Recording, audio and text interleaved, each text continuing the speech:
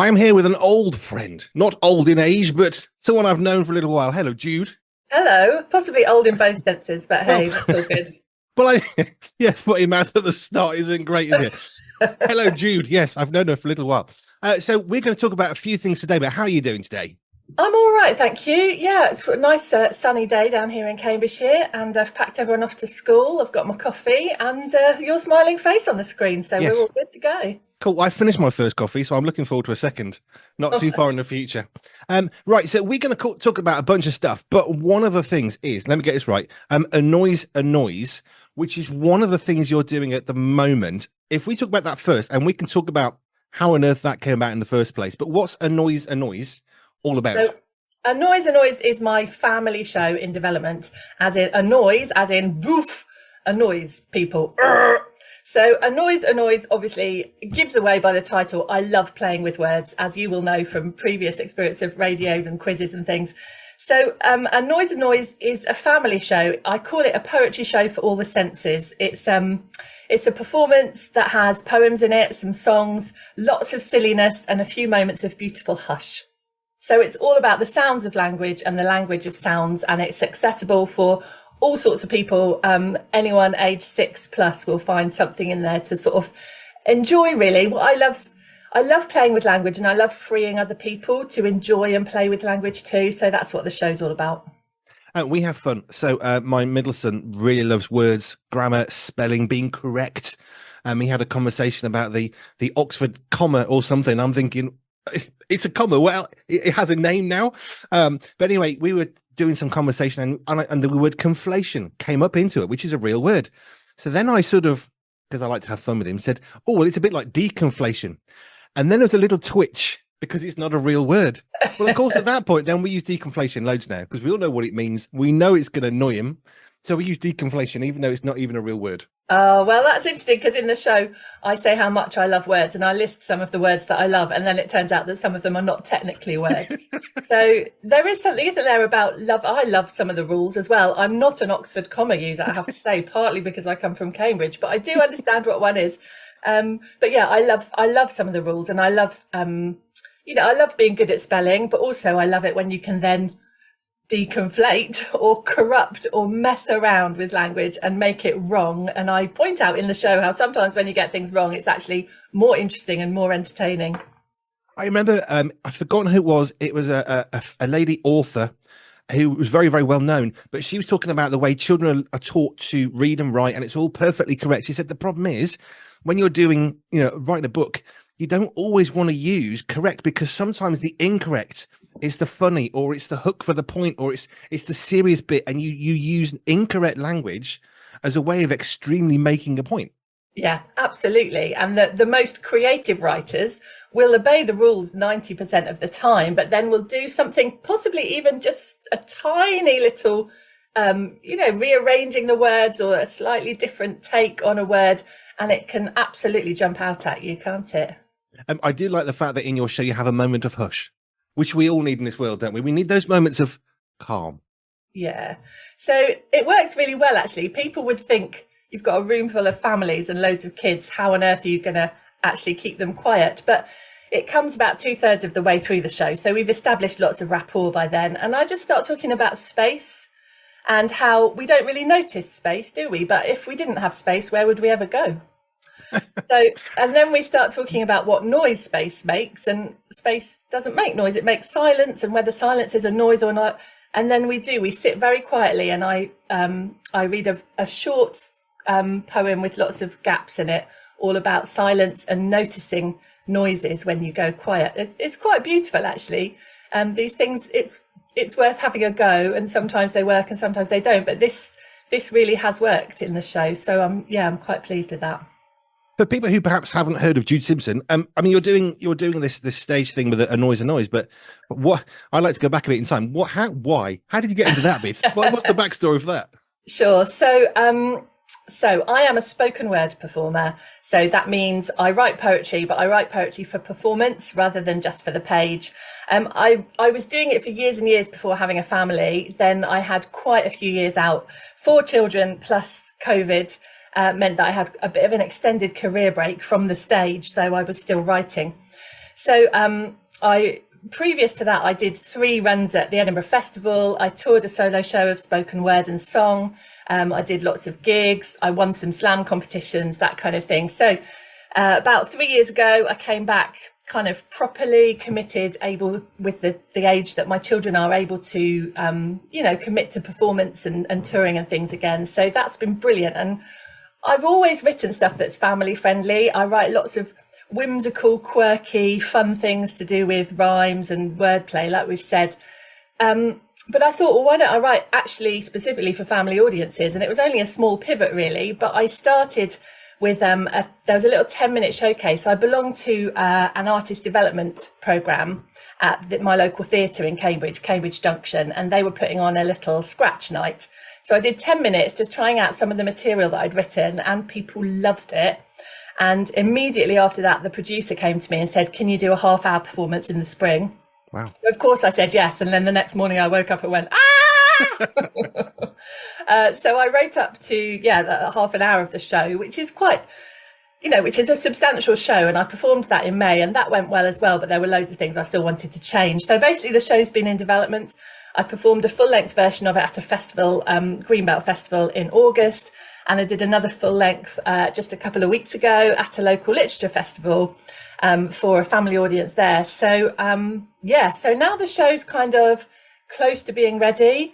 I've just won some funding to help me finish developing it and start touring it. So that's really exciting. So that's with a theatre in Peterborough called the Key Theatre.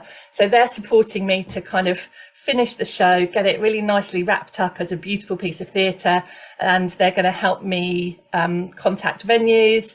And I think people don't always realise, if you're not famous or on telly, you've got a lot to give, and I really believe in this show, and audiences have loved it so far. But it's not automatic, and the world of live theatre is really still suffering since the pandemic. So it's not easy to take a show on tour. But there is a lot of market for family theatre, which is great. So it's about identifying the venues that want to put this kind of show on, that are the right sort of size, and getting some contacts, making some phone calls, that kind of thing. So the show will be ready for touring from February 2025. I've got a lovely trailer on YouTube that we made. It's all kind of in progress. So I'm very excited. So if any of your listeners know of little theatres up to kind of about 200, 250 in capacity, then give me a shout. I can wing out my tour pack to you and we can get into negotiations. Cool. That's so exciting. I don't know how theatre works apart from people get on a stage and do something. That's my limit. But I can also imagine there's an awful lot that has to go on in terms of not just turning up, but there people need to be at the door. There needs to be flyers. There need to be tickets, and there's so many things. But you're getting help with that, which is awesome.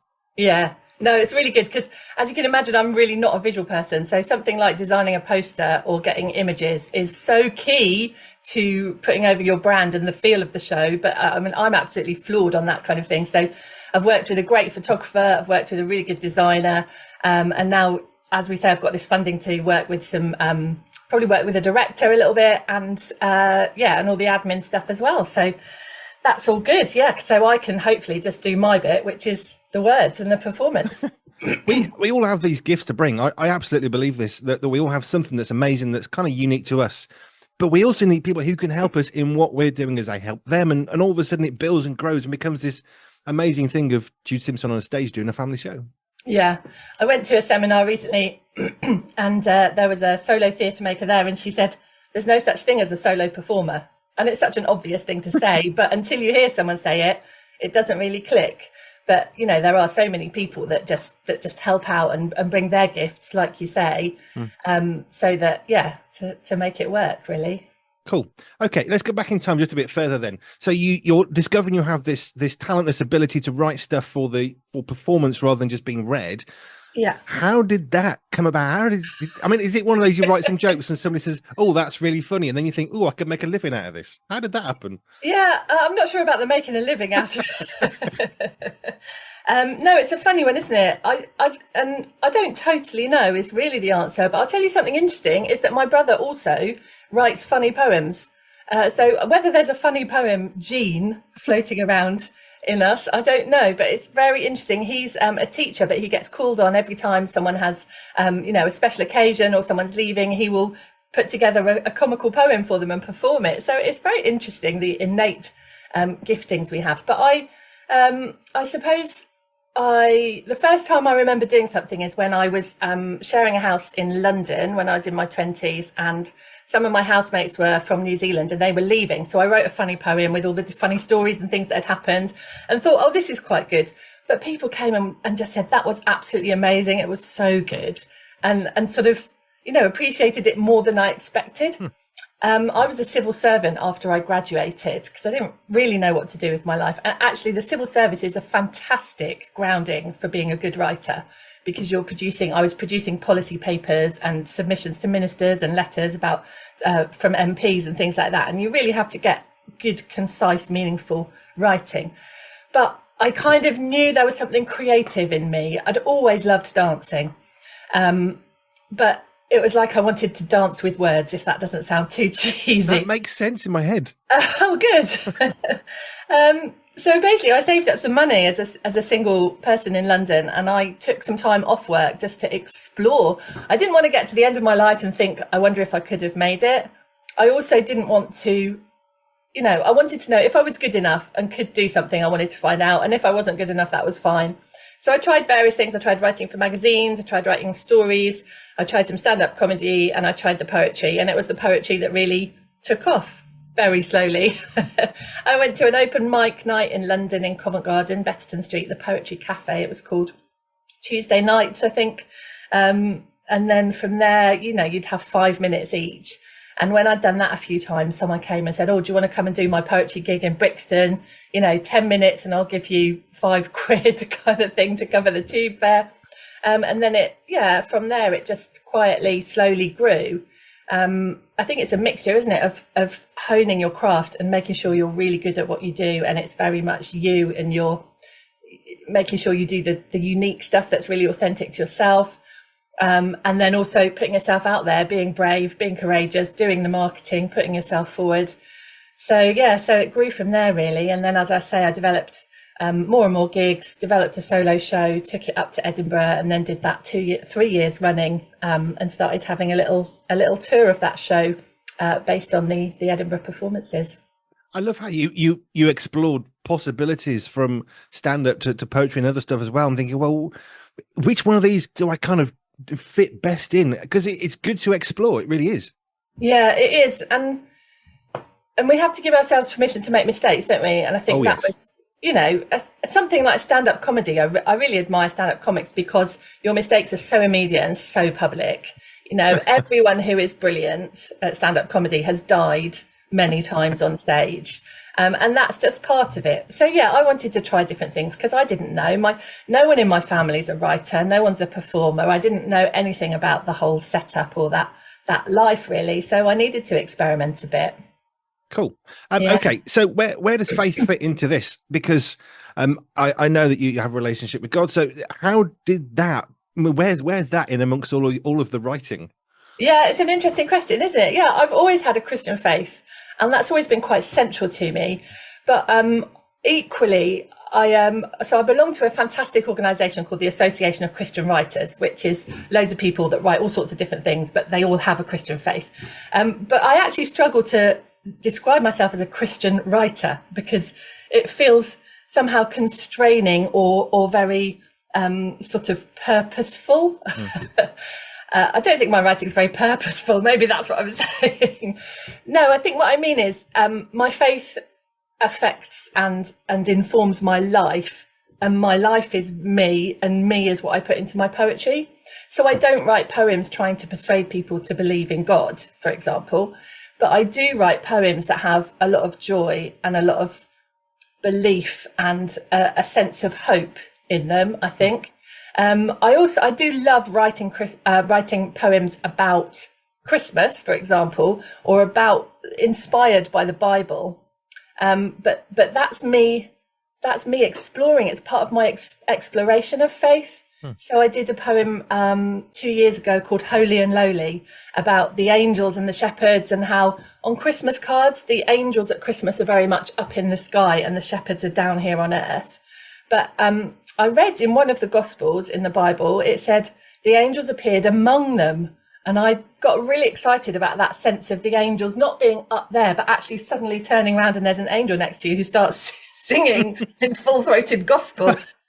So it's those little things about my own faith that excite me and inspire me. And then I sort of, I turn those into poems. But I'd be interested to know whether people would listen to that poem and go, oh, it's a Christian poem, or whether they would just go, oh, this is a poem about the way someone thought about the shepherds and the angels in the Christmas story. So, faith is always there. But it's not sort of, it's not there in the same way that sometimes people expect it to be. And sometimes people say to me, do you do the same material at churches that you would like in a stand-up comedy gig? Because I do a whole range of performances when I'm gigging. And generally the answer is yes, because I do what I do and I am who I am. And whether it's a church or not a church, in a sense, what I say to myself is God is always there present in the room when I'm performing. So it's not like, oh, I'll do this while God's not there. And then when I go to a church, I'll do something different. So I don't know if that's a good answer or not, but that is the answer. No, but I think it's good though, because when you are yourself authentically, that's the bit that comes out. And if you try and be different people in different places, eventually you start to struggle to think, what am I supposed to be in this particular space or that space? But I'm reminded of the US singer Legg, who was quite candid at one point. I'm not a Christian artist. I'm a Christian who happens to be a hip hop artist. And yes, they both influence both worlds. Yeah. But if he was just a Christian hip hop artist, then he couldn't do what he does do, which is to reach so many people who don't know about God. Yeah, and I think the thing is, as well, as soon as you say you're a Christian artist, people expect that you have drawn conclusions and you're presenting your conclusions. And actually, art and writing are all about exploration. And I think that's why we sometimes kick against the label, because I'm not there saying, right, I've discovered everything and here I am to tell you the truth about God, faith and the world. You know, that would just be ridiculous and it would constrain my creativity. What I'm here to do is share my perspective and tell you about things that I've discovered and things that have made me laugh along the way. I think we sometimes just shy away from being labelled as Christian artists, and I really understand why. I love that. I mean, here on the radio, we don't play Christian music. We don't play secular music. We don't play mainstream. We play music. Yeah. And some of those artists might try to describe themselves as Christians, and some of them might not. But I just care about the music. I don't really care about the rest of the stuff. Not me. No, that's just my take on it. And I love the music, and that's the bit that moves us in the same way that I would say that your words. It's the words that move people. And I mean, I love that Holy Lowly one. I remember that. And it's brilliant because it puts a perspective on it that I never considered. And that's what I love about what art, like poetry, can do. I'm not even a poetry fan, but I loved this. It was brilliant.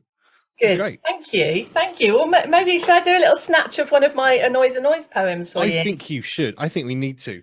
So this is one of the poems at the top of the show, and it's all about things which are or aren't named after the sound they make or the things they do. It's called Dingers and Poppers. Dingers always ding, and poppers always pop. Bleepers bleep, and beepers beep, and plopping things go plop. Clippers always clip, but horses clip and clop. Pips can pop right out, and you can watch a drip drop. Flippers clap together, making flappy sounds of joy, but slippers stop you slipping and make very little noise. Many things go boom, especially when they burst, but if you want to dong, you have to ding first. Ding dong. There you go. I love that. A little snatch. So you can get a feel of the show. It's just all about digging round words and concepts and ideas and messing them around, yeah. See, the reason why I wouldn't do what you do is manifold. One of them is I would get them wrong. I would get the wrong sang or the wrong order, and I end up saying something probably, I get sued for because I'd get the wrong word. Because you've got to be really clear with words, addiction, and things like the dong with the ding, getting it, because we always say ding dong, don't we? Yeah. That's what I would get that wrong, and it wouldn't be funny for the right reasons. We do quite a lot of tongue twisters in the show as well, and if I do a longer version, so when I take it on tour, there'll either be a straightforward kind of all the way through show, or you have an interval, and the second half involves lots of audience participation, and people can come up and have a go at tongue twisters and how many times they can say it without making a mistake. And like you say, the funniest thing is when it all goes wrong.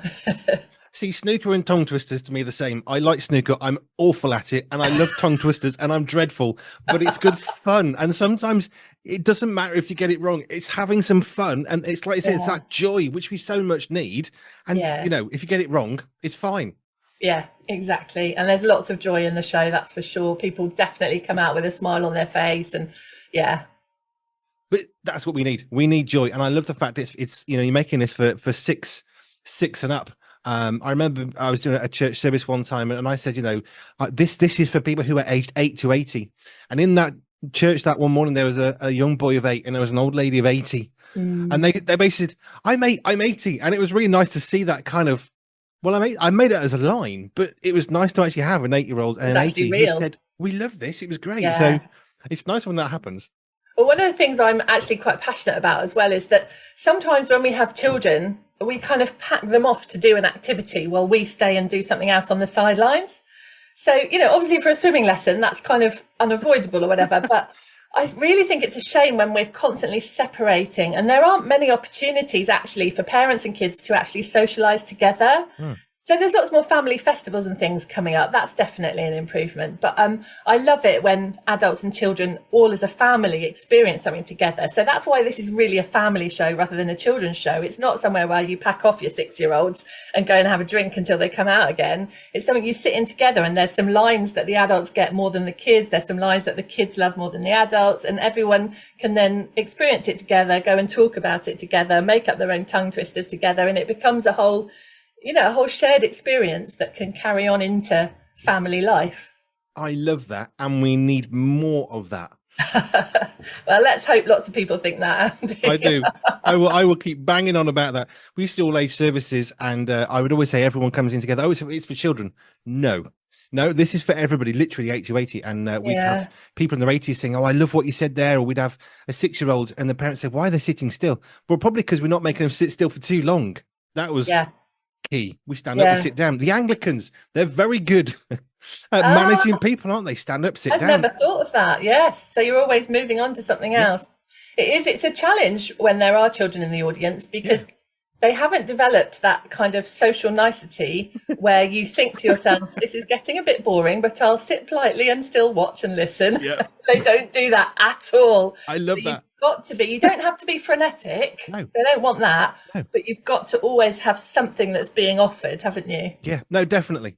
Right, now, you and I met on a quiz. Steve Legg was central to that, and we cannot not touch on Steve Legg, the bringer of friendships and connections. I was chatting to a guy yesterday, and I thought, this is Steve Legg still. This is a guy who I was introduced to by Dr. Richard Scott, GP, who I was introduced to by Steve Legg.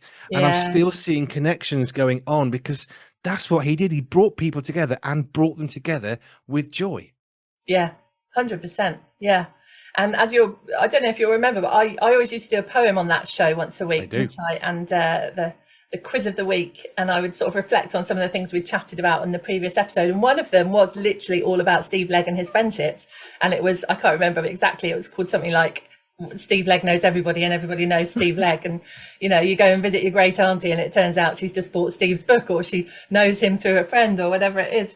So he did have that incredible ability to make friends, to keep friends, and to nudge things so that they happened. I mean, you've got a book project at the moment, I think, that Steve helped to kindle with you. Our friend Andy Godfrey wrote a book that Steve encouraged him and really got him actually doing it, turning the idea into a reality. I wrote this book with Steve just early this year, 31 bedtime prayers and poems, and it was Steve's idea, and he said, I think we should do this, and do you want to help me write the poems, and shall we do? And he brought in an illustrator. And even now the illustrator has got in touch with me just recently and said, if you ever have another project you want to work on together, let me know. And it's that ability that Steve had to bring people together and to see their gifts and to join things up and also to just let things go. And there was so much energy that came from him out into the rest of us that made things happen. I don't know how many hours of WhatsApp messages we had some days, just back and forth. But it struck me as, I think this was quite normal, because one night, it's about 10:30 at night, I hadn't turned my phone off. A message came in on WhatsApp and it made the WhatsApp noise. And Joe said, "Oh, is that Steve again?" And that maybe illustrates something of the relationship we had. But he just encouraged. And that's what I'm wanting to live on, because he encouraged me so much. When I first said, "Steve, I think we want to do a radio station," brilliant, excited, so amazing encouragement. And he just pushed and pushed and pushed encouragement at us. When I was wavering, he'd say, "Keep going, it's good." That's who he was. Spring Harvest last year, 2023, we're down in Minehead, and everybody I spoke to on all the different stands said something about Steve. I never talked to them about Steve, but they just opened with, "Oh, isn't Steve Legg great?" And that's every trader that I met at Spring Harvest. And that was who Steve Legg was. It really was. And I believe you've written something for him. Well, when you're a writer, it's how you process things, really. And two things about Steve. I mean, Steve was such a brilliant entertainer in so many ways. And also everything he did, we've talked about faith just now, but everything he did was like, he just wanted to be an echo of the glorious, loving nature of God that he believed in so strongly. So, I kind of wrote this piece. I don't know whether it's even finished, but this is me sort of reflecting on Steve. Shall we give it a go? So I've called it "In Good Time," in memory of Steve Legg. The escapologist has made the ultimate escape. The speaker has said all he needed to say. The comedian has told his last anecdote, and the magician has disappeared, slipping behind the curtain. We had a few encores, but now there's nothing but an empty treasure purse of a body, confirming both how present he was and how absent he now is. Always leave them wanting more, Jude. Where Steve was concerned, it was always a good time. Always ready with a bubbling hot tub, a bottle of wine, a roast dinner, and lengthy instructions on exactly how to cook your roast dinner. Always a new story, a favourite old story, a sparkle of conversation, latest news of family, swelling with pride until it oozed out of you and threatened to drip down onto those shirts. Oh, those endless shirts.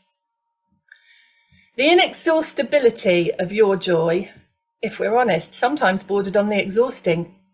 But if you're properly plumbed into the very source of all that is joyful, and if, with his help, you've waded through pains and sadnesses and learnt to live overcoming without denying all of them, then of course you smile, and nothing can conquer you. Every stranger was a new friend, every friend a new colleague, every colleague a potential project, every project another chance to reflect the glory of your maker, because it all served his purpose. Every sentence written was a tiny echo of the word that was in the beginning. Every escape you performed was a minute reflection of that boundless freedom bought by Jesus that you lived in. Every magic trick was the tiniest glimmer of that divine, mind-blowing transaction that, in just 3 days, disappeared the permanence of death itself, and with a flourish of angels opened a rocky box to reveal everlasting life. Goodbye, Steve. You always did love being ahead of the curve, but we'll all catch up with you someday. In good time. Wow. That was amazing. Thank you. And but that is life. It's not always going to be happy. There's going to be the joy, and there's going to be the sadness. There's going to be the celebration. There's going to be the mourning. But you've just summed up so much of who I knew of him. But what I love is I didn't know all of him, and everyone knew parts of him, and he shared that with people. And that's, I think, when I'm thinking what can I take forward, it's just I want to encourage people. I want to continue to encourage people, and to build them up where I can, because that's the gift I saw him give to others, and that's a gift he gave to me as well. So, and that's his legacy, then, isn't it? That inspiration and that desire to encourage people. There's so much competitiveness, and there's so much rivalry, so much self-doubt in kind of creative things and media careers and things like that.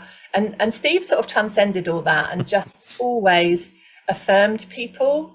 And if we could all do a bit of that, it would do all of us good and do those whole sectors good, wouldn't it?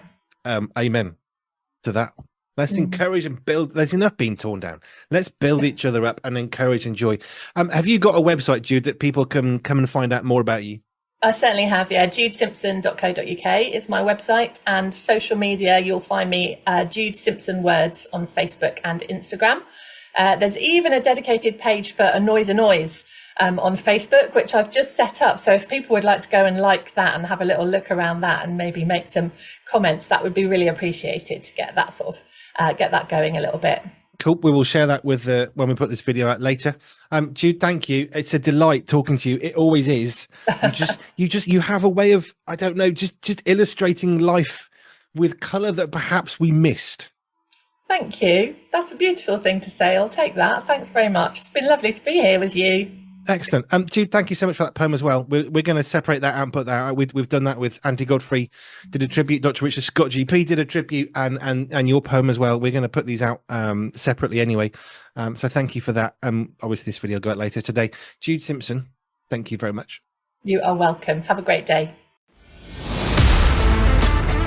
Rated 5 stars by Sorted Magazine's film critic, Pure 247 takes you behind the scenes of the birth of a global Christian radio station.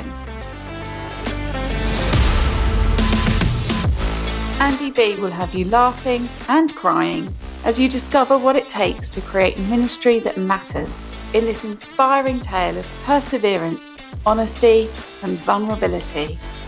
Buckle up and get ready for a story that's uplifting as it is entertaining. Behind the microphone, they face bankruptcy, eviction, and 2 life-changing surgeries.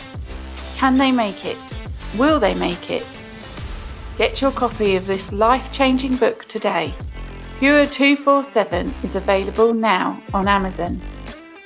Andy B is best described as a man after God's own heart, who insists that God's vision and resourcing trump all handicaps.